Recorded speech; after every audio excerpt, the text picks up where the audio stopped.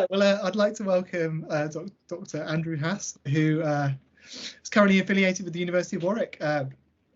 He's the author of work on loads of topics. So he's written on Aristotle, Plato, Hegel, Heidegger. Hegel and the Problem of Multiplicity is one that I read when I was doing my PhD. But he's also written on irony in Heidegger, and Unity and Aspect was his latest book out in 2018. Mm-hmm.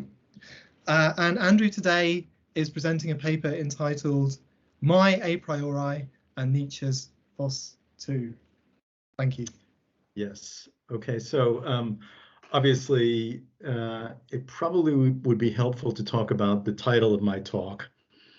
It's probably a very bad title because it's not immediately understandable. But on the other hand, I'm hoping that there are a few people here precisely because it's interesting, even though perhaps not immediately understandable. I do obviously presuppose a couple of things, but anyway, it's called My A Priori, and you will note that my a priori is in quotes. So why is that? First of all, it sounds strange, my a priori. Even absurd, my a priori. Maybe even a contradictio in adjecto. On the one hand, my a priori is mine, even mine alone. On the other hand, a priori, it belongs to everyone, or no one, if it's a priori. On the one hand, it's particular. On the other hand, universal. On the one hand, it asks who I am, my a priori, me. On the other hand, about what is mine, and of course, about the relation between the who and the what, and also where it comes from, my a priori. So it's a quote. From where? From Nietzsche's Genealogy of Morals. So it's Nietzsche's a priori. And yet, insofar as I cite it, it's also mine, my a priori. Or if others use it, it's their a priori. Or even if a thinker thinks it, but does not explicitly use the term, it's theirs. The idea is Plato's a priori. The category is Aristotle's a priori, etc., etc. So perhaps unsurprisingly, the attempt to claim my a priori for me alone, or to restrict it to Nietzsche or anyone else, fails a priori. Of course, the title is My A Priori, in quotes, and Nietzsche's. Nietzsche's what? My a priori and Nietzsche's. Nietzsche's a priori? Well, if I had wanted it to be my a priori and Nietzsche's a priori, I would have written my a priori and Nietzsche's a priori, but I didn't. I wrote my a priori, the title is My A Priori, and Nietzsche's. And Nietzsche's what? That's the question of the paper. In addition, I have a subtitle, whatever, Phos II. Now, unfortunately, I know, it's difficult when one is trying to move forward in one's own work. It's called Phos II because there's Phos I. And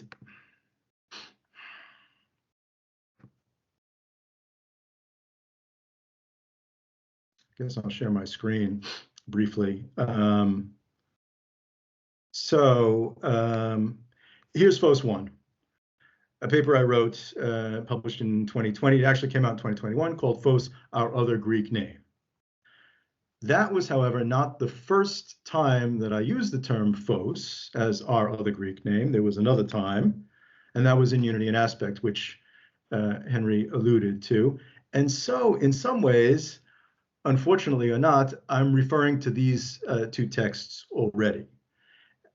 I understand that's perhaps irritating, but hopefully, because this is Phos II, if those of you, some of you have looked at Phos I, this will be following on, and I do plan on doing at some point Phos III.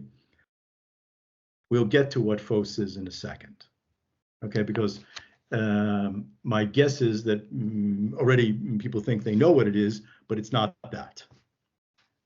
So back to the a priori, my a priori, and Nietzsche's a priori, or maybe not Nietzsche's a priori. So the claim to an a priori, it seems to me, is characteristic of the entire history of Western philosophy. But it becomes explicit in Kant. I quote from the Critique of Pure Reason. We shall therefore in what follows understand by a priori knowledge, not knowledge independent of this or that experience, but knowledge absolutely independent of all experience. Opposed to it is empirical knowledge, which is knowledge possible only a posteriori, that is, through experience. End quote. But the a priori is not just Kant's epistemology. In fact, his entire philosophical project rests on the a priori, on the transcendental as opposed to the empirical, the pure as opposed to the impure, the ideal as opposed to the real, etc., etc., the sensible as opposed, supersensible as opposed to the sensible, etc., etc. And it's thanks to the a priori that Kant can pose and answer the four fundamental questions of critical philosophy. I quote from the Yaşa-logik, from the Yaşa-logik, quote, number one, what can I know? Number two, what should I do? Number three, what can I hope? And number four, what is the human being? Especially the last one, which is, as Kant says, I quote, the most necessary and also the hardest, insofar as the first three are grounded on the fourth. Okay, so that's the structure of the paper. Kant's four fundamental questions of philosophy. I'm going to briefly outline them for Kant, Nietzsche, and then, since these are the a prioris, mine. We'll see what that. I understand this is going to be quite a lot. This is the way I like to give papers, though, and I know it can be frustrating for some people, but I go very quickly through a lot. And then if there's questions afterwards, we can maybe clarify. So Kant's a priori, or a prioris, because there are four fundamental questions. Number one, what can I know? As the Critique of Pure Reason argues, I can know with necessity and strict universality that which has an a priori knowledge, an a priori origin, that is, reason itself, and the rational concepts and principles, ideas and judgments which are present a priori. And pure reason is how we know anything absolutely a priori. Two, what should I do? As the Critique of Practical Reason argues, I should do that which is given a priori in the moral law, commanding universally because it is a categorical imperative, and pure practical reason is how we know what we ought to do because it is right a priori. Three, what can I hope? As the Critique of Judgment argues, I can hope to think the a priori lawful unity of reason, that is, the telos, qua a priori principle of everything that is, the systematic, ordered, rational whole, the sensible and supersensible, nature and freedom, theoretical and practical, the subjective and objective, universal and particular. Four, what is the human being? As the anthropology argues, the human is an animal endowed with the capacity of reason that can become, through discord, struggle, conflict, quote, a rational animal. Because a priori, the human being is, I quote, a rational being, ein vernünftiger Wesen. Thus, Kant's a priori is, I can know and should act in accordance with reason, for I am rational. I understand that's very schematic, and we can go through it more carefully later. By the way, I also recognize that very often Kant is, shall we say, taught in a way that doesn't really lend itself to this kind of discussion. And I don't know about you, but when I was taught Kant, it was taught very poorly. And then when I went on, when I was an undergraduate, when I was a grad student, when I went to Europe to study Kant, terrible, absolutely terrible. And then when you start teaching Kant, you find out that you are teaching it in the way that you've learned it, and that's terrible too. So I found that I had to completely stop teaching and thinking about Kant in the way I was, and reread and redo it completely, especially after reading, some key texts about Kant, such as the one that Henry translated by Maimon, which I agree is probably one of the best commentaries on Kant. So the philosophical community in English thanks you for that. And also, obviously, Heidegger's book on Kant. So much for Kant's fourfold a priori. What about Nietzsche's a priori? As he insists, I quote, "It is anti-Kantian. For it turns reason against reason." This time, I don't know about you, but I've been reading Nietzsche for many, many years since I was an undergraduate. And then when I read him again this year, many years after the first time, I was struck, really struck, by how important Kant is for Nietzsche, and how almost everything that Nietzsche is doing seems to be in response to Kant. At least I think one can read it that way, and that's how I'm trying to read it here. As he says, it's anti-Kantian. It turns reason against reason. This means seeking the origin, which is precisely the task of genealogy, of the a priori, in order to displace or replace it with an a priori, more a priori than the a priori. Where does reason come from? Where does right and wrong, good and evil originate?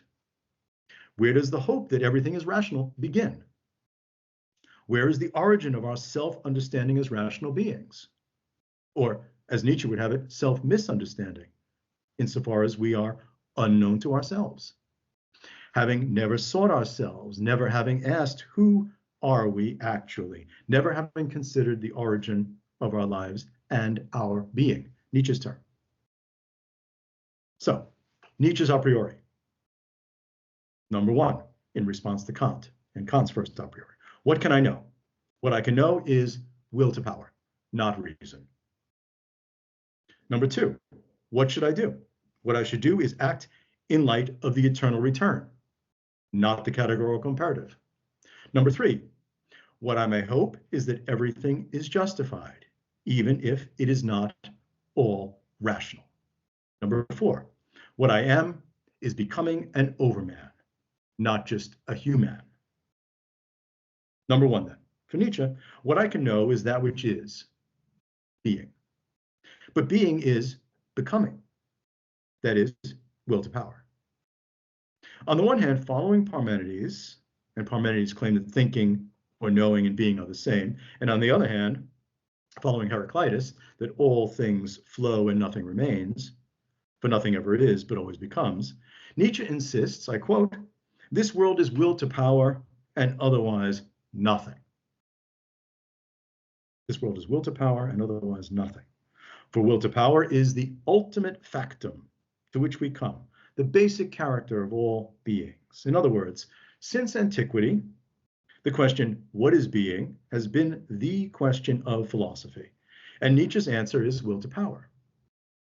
As Nietzsche writes, quote, "To stamp becoming with the character of being, that is the highest will to power." Or, will to power allows becoming to become being.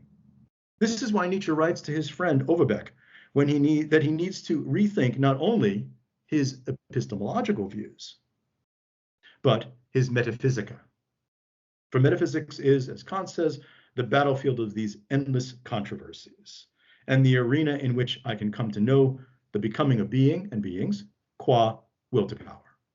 Thus, Nietzsche's epistemological metaphysical a priori, I can know what is, namely will to power, and how I know is will to power. For all acts, knowing, being, becoming, which is signified by verbs, are acts of will to power. Number two, for Nietzsche, what I should do is act in light of the eternal return. For the thought that everything recurs is, as he says, peak of the meditation. Simply critiquing Kant's critique is inadequate, just as merely analyzing the analysis is insufficient. And it's superficial to state that Kant's ethics is unethical, or to claim that the categorical imperative, as Nietzsche says, smells of cruelty.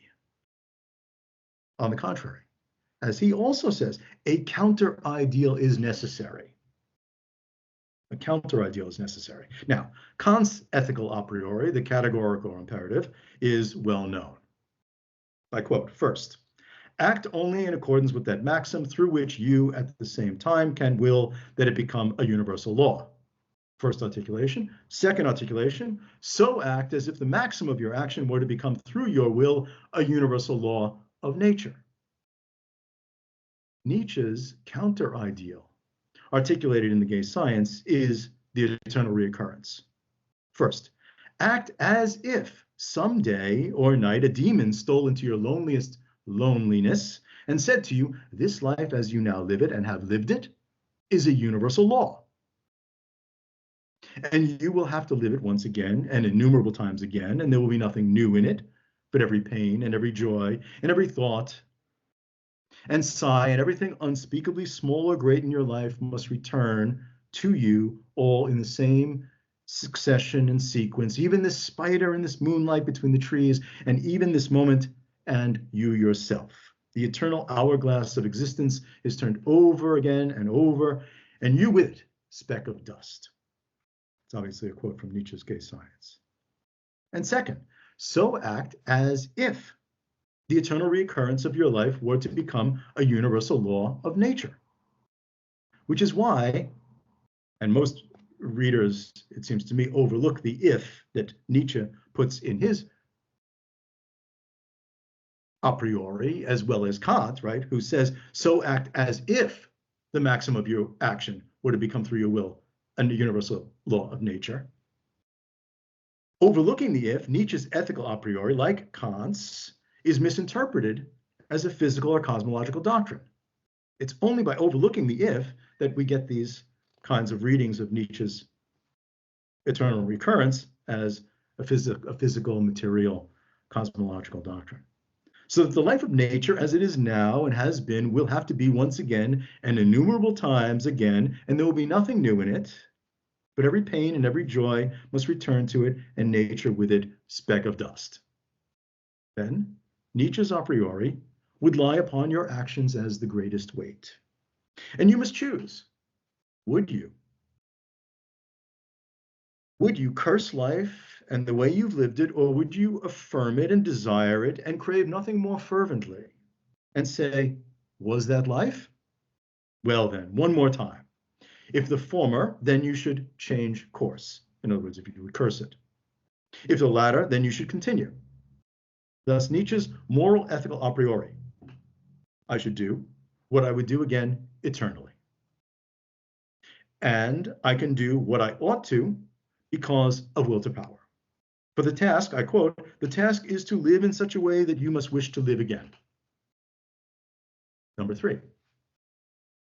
For Nietzsche, what I may hope is that everything is justified a priori, even if it's not rational. This is the meaning of the claim in The Birth of Tragedy that only as an aesthetic phenomenon is existence and the world justified. No, it is not an aesthetic judgment. It has nothing to do with aesthetics, or shall we say, with art hanging on the wall. It's about justification. It's about judging. This is why he follows Kant. Kant begins with aesthetics, so does Nietzsche. But it's not because it's aesthetic.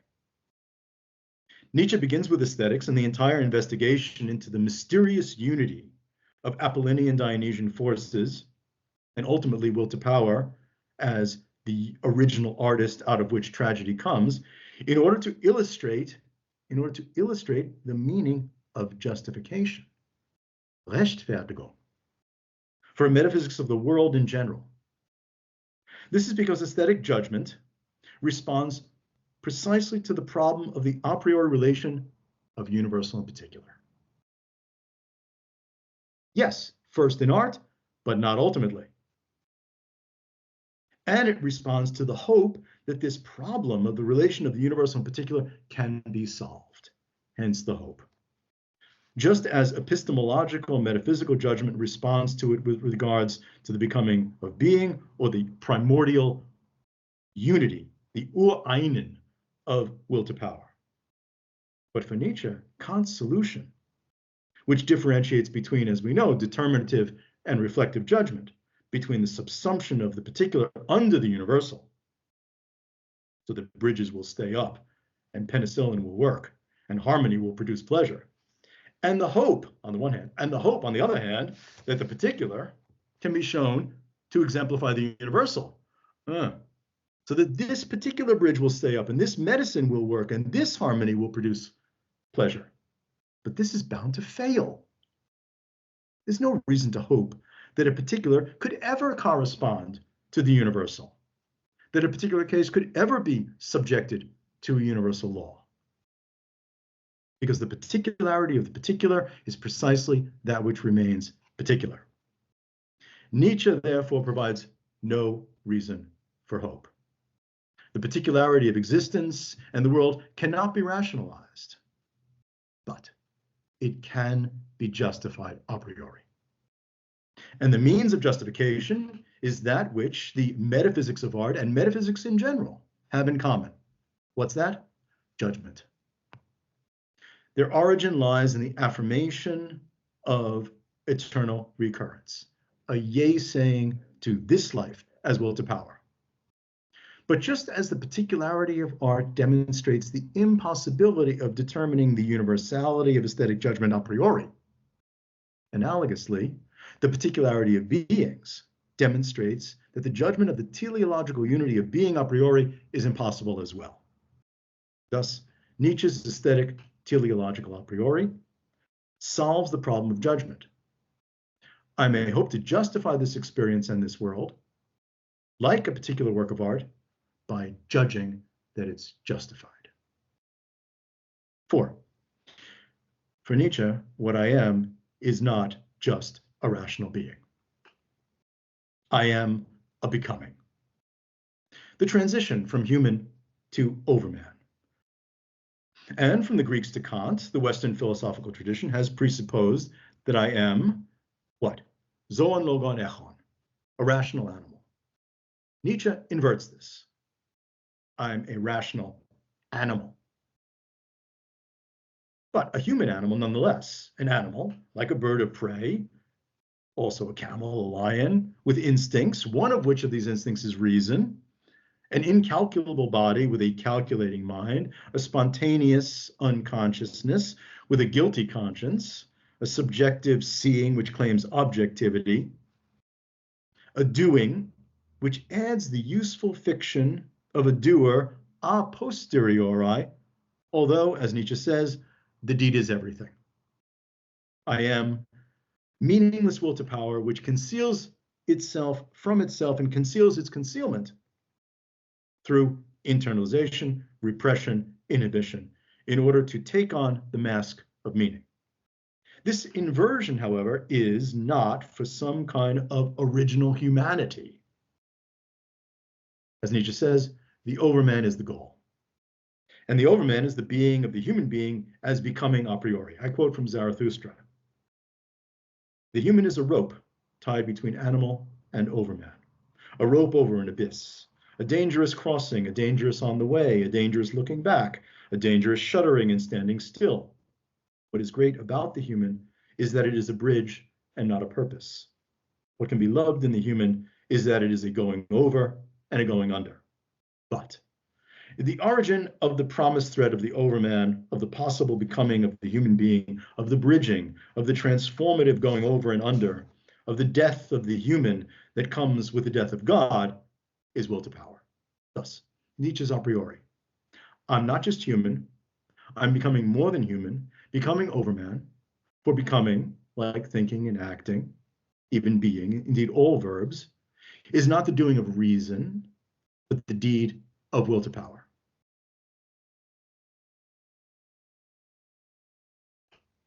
And my a priori, or a prioris? Number 1, what I can know is neither just reason nor will to power, but what comes to presence out of implication.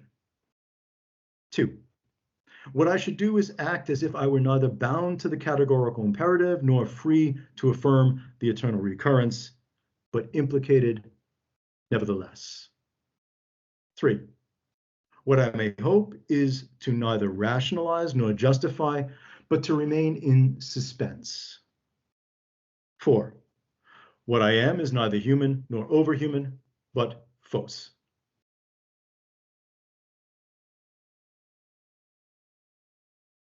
Let me explain. 1. Although everything I can know comes to presence in knowledge, not everything that is comes to presence.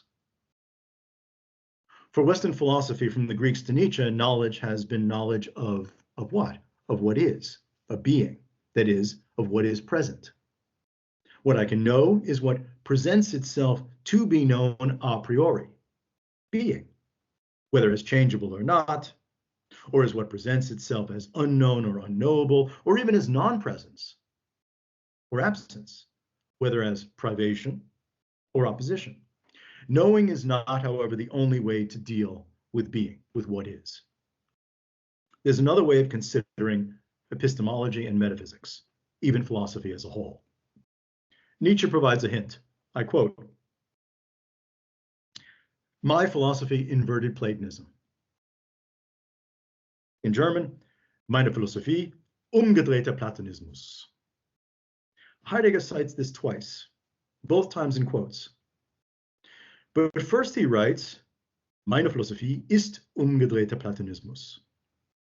Three pages later he writes, meine Philosophie, that's 3 pages later. First he writes, meine Philosophie umgedrehter Platonismus. Then 3 pages later he writes, meine Philosophie ist umgedrehter Platonismus.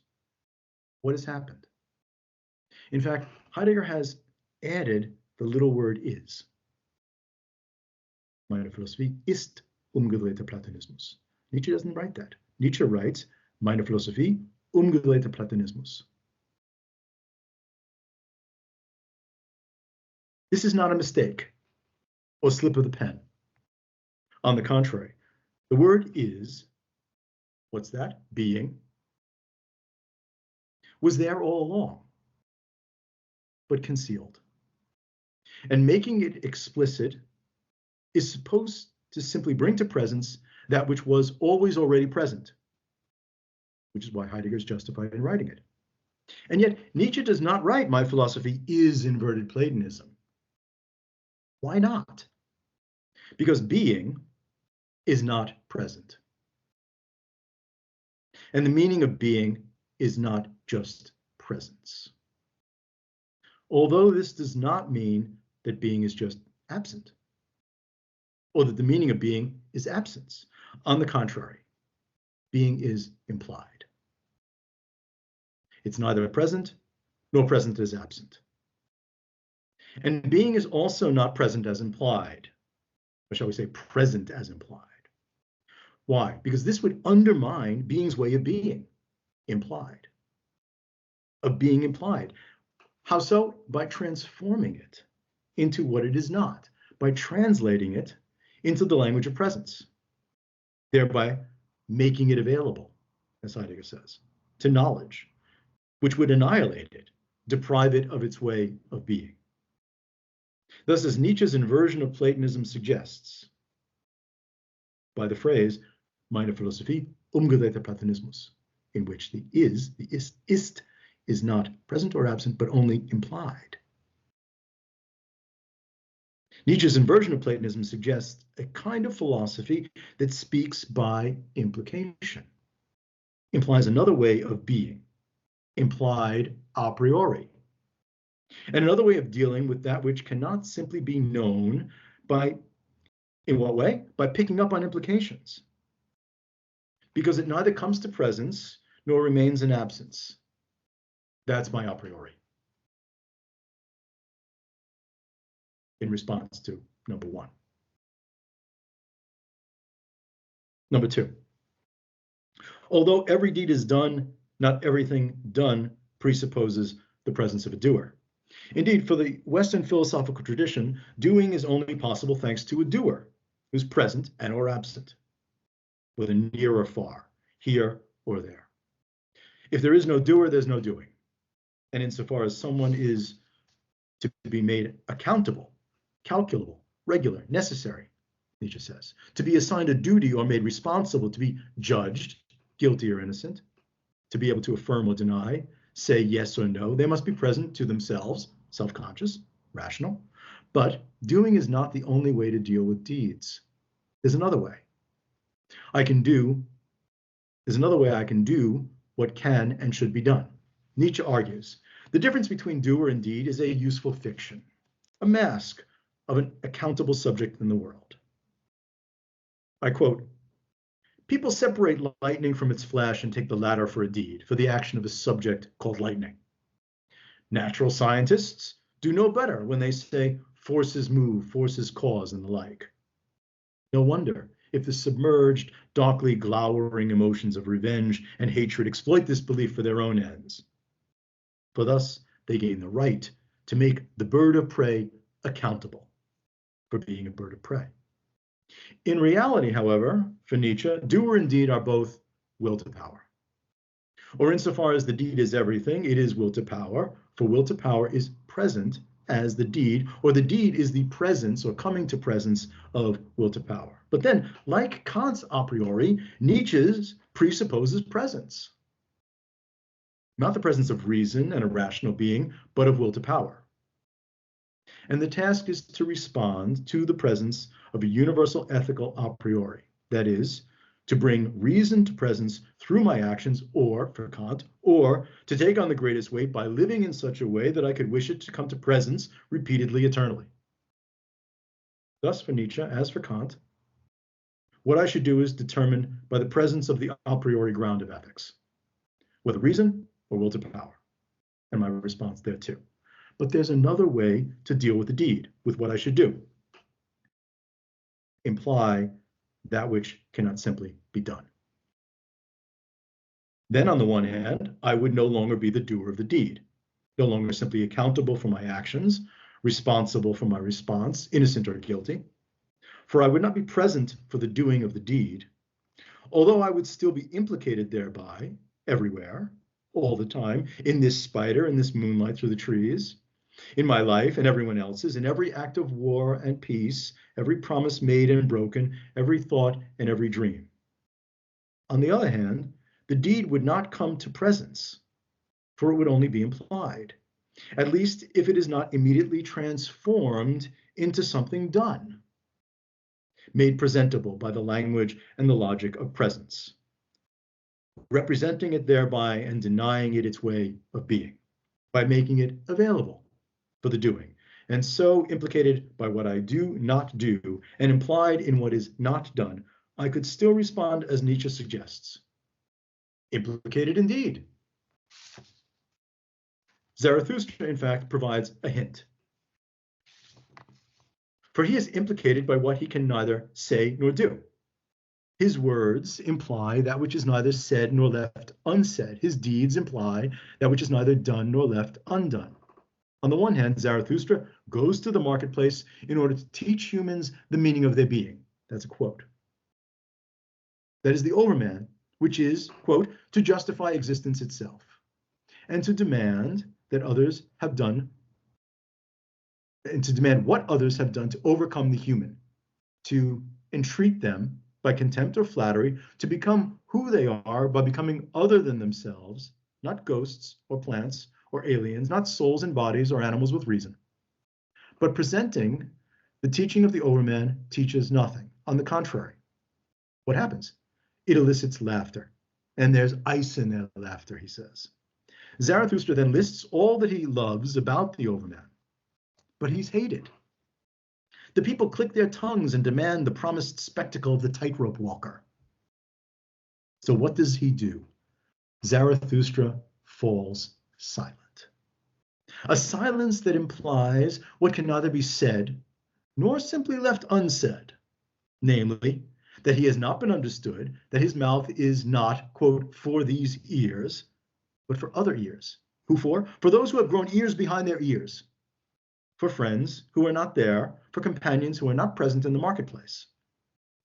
On the other hand, Zarathustra bears witness to the death, or suicide, of the tightrope walker, to the one who, like all us mortals, eventually loses to another, here to the jester, and loses his life to what? Death. So what does he do? Zarathustra stands still. While the people scatter like the sea before an approaching storm, a standing still that implies what is neither done nor left undone. What's that? Ehre, honor. For the tightrope walker is not just an animal that has been taught to dance by blows and little treats. On the contrary, he is one who has made his work and vocation out of danger, who has taken danger as the ground of his being and justification of his existence, who now rightly perishes therefrom. And a standing still that implies a standing by, a friend, someone who is dying but not dead yet, and so can still speak and listen, believe the false and hear the truth, namely, that there is no devil, no hell, and that death is nothing to fear. And then what does Zarathustra do? Having sat with the dying tightrope walker, he picks up the corpse, carries it off to the woods, back to nature. Why? In order to give him a proper funeral, to bury him with his own hands. A gift that implies what cannot be given to the dead who cannot receive, nor left simply ungiven, insofar as the ungiven gift would be no gift at all, can neither be done to the dead friend, who's dead, nor merely left undone, namely an honoring of the friend's work, and his loyalty to his work with danger, his work and play with death, to his living under the threat of death and his dying by his own hand, throwing away the pole and plunging into the depths, faster than the pole. Thus, as Zarathustra's words and deeds indicate, what I should do is imply. That's my a priori. Number 3. Although I may hope that everything is justified, I may have to suspend judgment thereon. Indeed, for the Western philosophical tradition from the Greeks to us, existence and the world, being and becoming, has presupposed the presence of an a priori ground of justification. Kant's critique of judgment, therefore, begins with aesthetics in order to demonstrate that while I can be certain of the objective validity of a determinative aesthetic judgment grounded on an a priori law, for example, Beethoven's Fifth is beautiful because it accords to the universal laws of harmony, which are grounded in mathematics ultimately, which are a priori, I can only hope that a particular aesthetic experience, namely this performance of Beethoven's Fifth, will accord to the universal, so that I may make a reflective judgment that it does what it should do.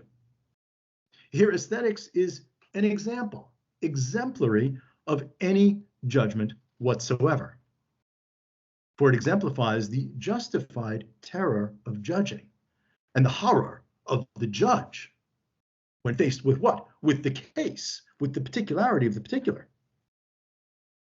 An artwork or object, a case or fact, experience or wish, my pain, life or death, means it can never accord to the universal. So we can only hope that our judgment is just. This is why the judgment that reason is present a priori as the teleological ground of being, so that a particular experience may be judged rational, is only a hope.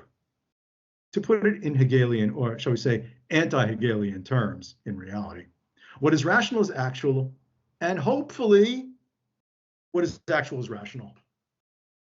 Hopefully. Thus, the particular constitutes the resistance to justice. Hope is all we get, but it's better than nothing. And the just justification of judgment. Following Kant, then, Nietzsche argues that existence and the world may only be justified, gerechtfertigt, as aesthetic phenomenon. But judging is an aesthetic science. In other words, a science of judgment. Here, however, aesthetics is not a science because it judges art. Rather, if it judges art, it's because it's a science of judgment. This is why Kant is taught so poorly, right? I mean, you don't learn Kant's third critique this way, but this strikes me, this is how we should read it and how Nietzsche reads it. Existence in the world, therefore, and the affirmation or negation of its eternal recurrence is not simply a question of making art or life, whether Apollinian or Dionysian or some combination or permutation thereof, active or reactive, etc., but of making an aesthetic judgment that everything is justified. That is, judging that it should be willed again eternally. Thus, for Nietzsche, everything that is the Ureine, the original unity of the becoming of being, everything that is just and unjust, is justified as an aesthetic phenomenon. But this simply means that everything is justified as a phenomenon of judgment. Take the aesthetic out. But the ground of this judgment, like this, because the aesthetic, it confuses people. They think that he's talking about art. But the ground of this judgment, like the solution to the problem of origin to which genealogy responds, is not reason. For Nietzsche, it's eternal recurrence. This is what I may hope a priori. But there is another way of responding to the problem of hope. That is, not responding to the question, what may I hope? Indeed, not responding to the question of what at all, but rather to the how. How may I hope? For it's impossible to hope for that which I have, for that which is present, or for that which is the case. Rather, hope is always related to that which I somehow do not have, to that which is not present, what is non-present or absent, to what is not the case. In this sense, the time of hope is the future, like the time and possibility of the promise, which is what Nietzsche names, I quote, the actual problem of human beings. Indeed, actuality is precisely the problem of hope. For again, I do not hope for what is actual, guaranteed, necessary, about which I can make apodictic judgments. I hope for what is potential or possible, what can be only hypothetical a priori, about which I make assertoric judgments. I know the table of judgments in Kant is the most boring part of the first critique, but it may very well be the most important part. Then again, the question is not simply what, but how. How may I hope what I hope, or hope at all? Thus, the problem of hope is the problem of the origin of hope, the voraus, from whence it springs. And so the origin of actual affirmation and negation, yea and nay saying, that which is problematic about the problem of hoping. Again, Nietzsche provides a clue. I quote, the judgment on the value of existence is the highest result of the strongest suspension in chaos. Nietzsche italicizes suspension. Suspension is precisely what originally characterizes hope, like promising, announcing, preparing, threatening and waiting, living and dying. No suspension, no hope. No hope without suspension. No judgment without suspension of judgment, which Husserl calls epoche. I know nobody wants to hear about Husserl, but this is what he grasps. This is why Nietzsche thinks us humans as, I quote, a bridge, a great promise, and pregnant with a future.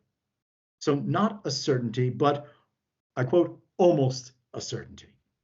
Which is why in Zarathustra we are a rope, suspended between animal and overman, and why the tightrope walker's rope is suspended between two towers. Hope then is for Nietzsche, hope for the possible, not the actual. But the origin of hope is neither the possible nor the actual. It's suspension. Suspension can be neither possible nor actual, nor some combination or permutation of both, a possible actuality or a possible possibility.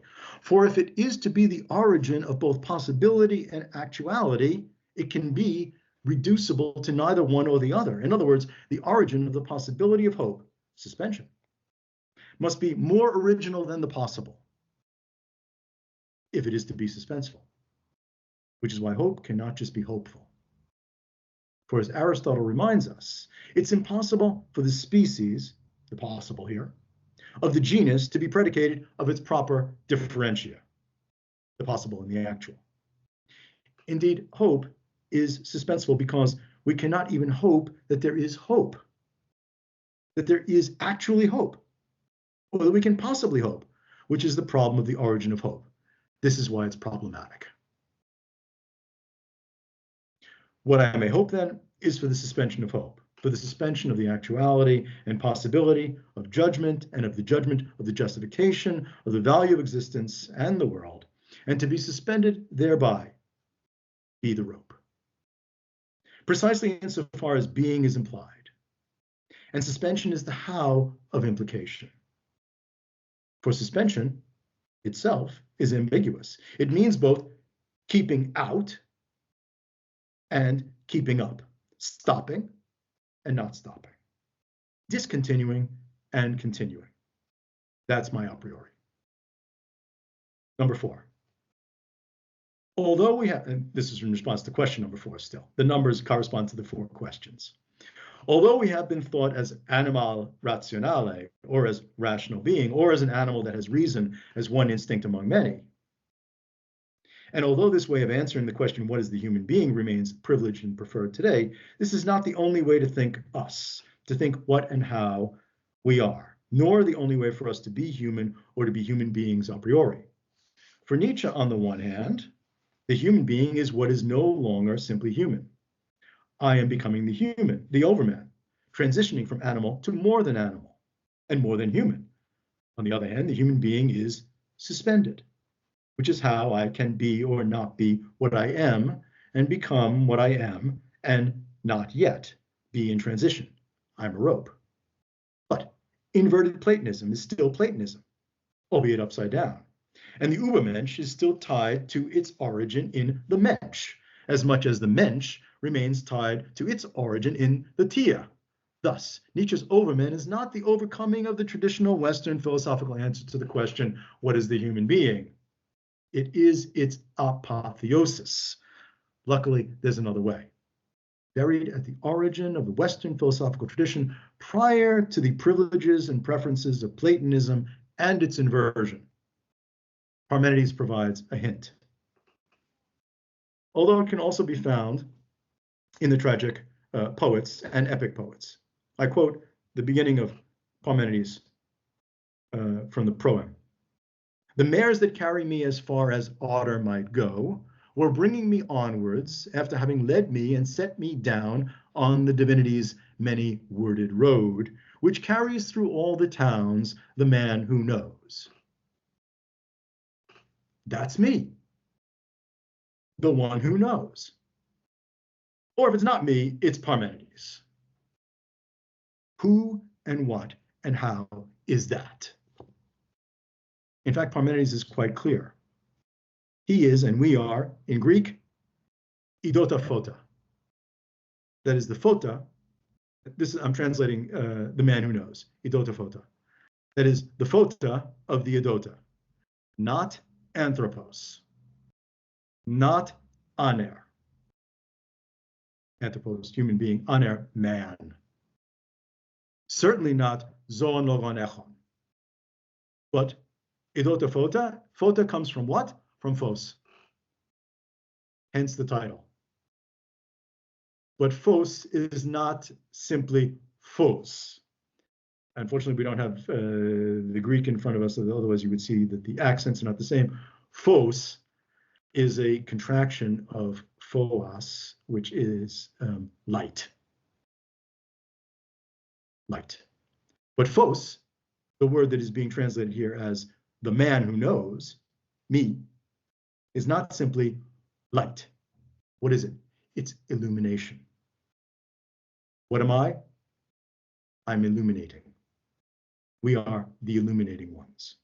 Now, this means, unfortunately, that we need to respond once again, now that we have a new understanding of the answer to the question, the 4th question, what is a human being? We need to respond once again to the 4 questions dominating the history of philosophy. What can I know? What should I do? What may I hope? And what, if I am phos, what am I? Very briefly. 1.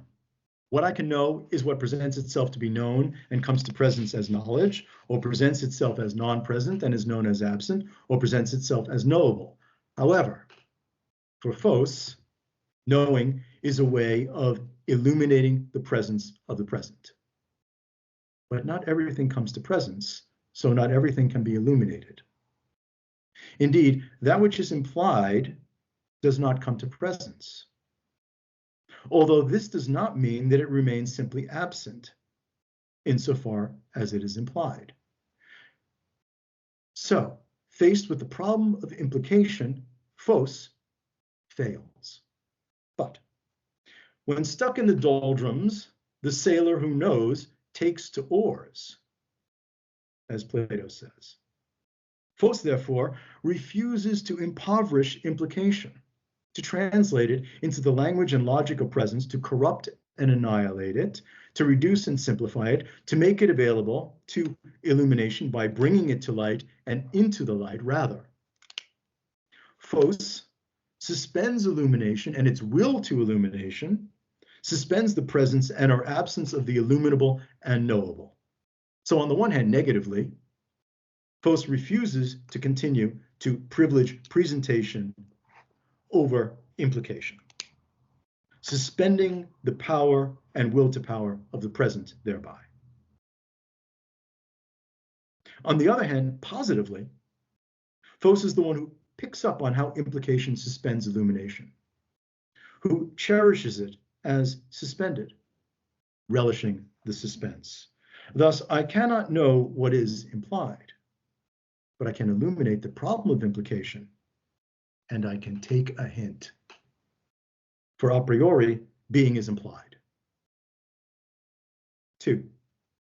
What I should do then is imply that which cannot simply be done, and that which cannot be illuminated as doable, even if it implicates me.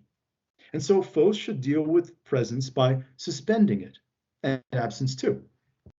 For if deeds present themselves as being done, if Phos is presented as the doer thereof, and made responsible and accountable therefore, then how I am implicated cannot be accounted for, and I am no longer responsible for deeds done by implication.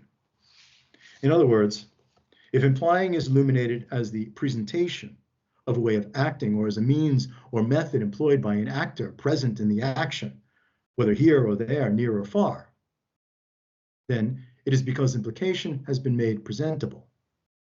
It should be no surprise then that all suspense is lost, and the language of implication can no longer even elicit laughter. But take a clue from the tightrope walker. Negatively, Phos should throw away the pole of presence and suspend the imperative to illuminate, and positively maintain the suspense. For a priori, doing is implying. 3. What may I hope then is the suspension of hope, and that Phos suspends its will to illumination. This means, on the one hand, the suspension of the hope that the unity of being, nature and freedom, existence in the world, the origin and end of everything that is, the arche and telos of toon ke tohen, that is, being in unity, may be illuminated. For it is not present, or neither present nor absent, and so cannot be brought to presence in illumination. And this also means, negatively, suspending the hope that the implications of this spider and this moonlight, this moment and this hope could be justified, much less judged to be so. But this is not simply to give up or take up hope. On the contrary, it is the hope that the privilege and preference for presence, the power and will to power of presentation, may rather be illuminated as problematic, as the problem of hope and the hoped for problem, which is positively the hope of suspension, of being suspended, of being in suspense. Thus, Phos may hope for the suspension of hope. For a priori, the hope is for implication. 4th and finally, what is Phos then? It is illuminating. But as Nietzsche reminds us, I quote, "The light of the comet's tail points to the comet, to the passing of that which was present, a presence that is now absent, and illuminates the absence thereof. But it also points to that which cannot be illuminated, the unaufhellbare, unable to illuminate that which is implied, being and the becoming of being, itself and others. Phos must suspend illumination and itself thereby, and take up implication, turning to implication, which is why suspension is so suspenseful. Thus, illuminating, but suspended by implication, I am Phos a priori. That's my a priori, and not just. Thank you.